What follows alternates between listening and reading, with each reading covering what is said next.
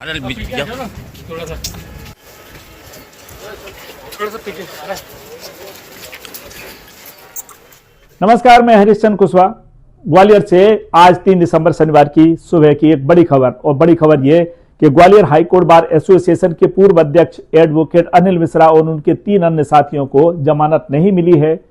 वे अंबेडकर विरोधी हैं, और अंबेडकर विरोधी इसलिए कहे जा रहे हैं कि वे लगातार अंबेडकर मुर्दाबाद के नारे लगाते चले आ रहे हैं और अंबेडकर को संविधान निर्माता नहीं मान रहे।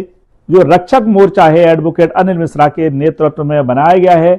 रक्षक मोर्चा ने 2 दिन पहले डॉक्टर अंबेडकर के पोस्टर को आग लगा दी थी, इसलिए ग्वालियर पुलिस ने उनके 7 लोगों पर नामजद और 8 अज्ञात के खिलाफ एट्रोसिटी सहित अन्य धाराओं में मामला दर्ज किया था। इसमें 4 लोगों की गिरफ्तारी हुई थी।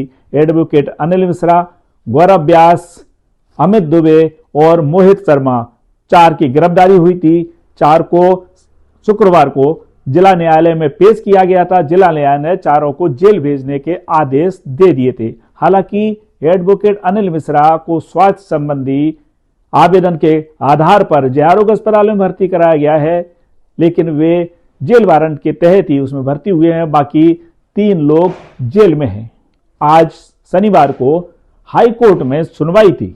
हाईकोर्ट की विशेष अदालत में सुनवाई थी। उसमें भी 4 आरोपियों को जिन्होंने जमानत लगाई थी उनको कोई जमानत नहीं मिली है, यानी 3 आरोपी जेल में रहेंगे और एडवोकेट अनिल मिश्रा अस्पताल में रहेंगे। एक्चुअल में मध्य शासन की तरफ से इसको लिंगर करने का प्रयास किया जा रहा है कि जैसे कि अनिल मिश्रा जी को न्याय नहीं मिल पाए, इसलिए उन्होंने एडवोकेट जनरल है प्रशांत सिंह, उन्होंने उनमें समय लिया। बोले हम इसको समय देना है, केटारी पेश करेंगे, और वो सोमवार की या मंगल की तारीख मांग रहे थे किसी वो जेल तक जब तक जेल में रहें, लेकिन कोर्ट ने कल के लिए उन्होंने समय दिया कि कल तक आप जवाब रिप्लाई पेश करें।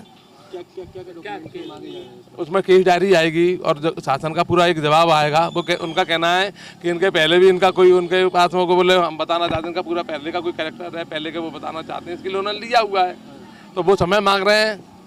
और लिंगर उनका मूल जो पर्पज है वो ये है कि कोर्ट, क्योंकि जो आज जो सुनवाई बेंच थी वो रेगुलर बेंच नहीं है, स्पेशल बेंच है।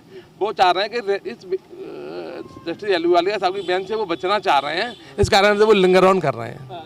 अपना एलिगेशन क्या है और बेल को लेकर क्या? हमारा ऐसा एलिगेशन है कि एक तो उन्होंने 41 के नोटिस का एक सामान्य प्रक्रिया है कि 7 साल तक के केस के अंदर में एक किसी भी व्यक्ति के खिलाफ भले ही SC/ST एक्ट हो, उसमें भी 7 साल तक के केस किया तो नोटिस देके छोड़ा जाना चाहिए, उसको सामान्य प्रक्रिया है, लेकिन उन्होंने उसका पालन नहीं किया। नंबर 2 हमारे को एक किसी भी व्यक्ति को जब अरेस्ट किया जाएगा तो उसको तुरंत उसको इन राइटिंग में उसको सूचना लिखना पुलिस देगी कि वह आपको इस अपराध में इस कारण से गिरफ्तार किया जा रहा है, और जहाँ की 7 साल से कम का है तो जरूर मैंडेटरी है देना।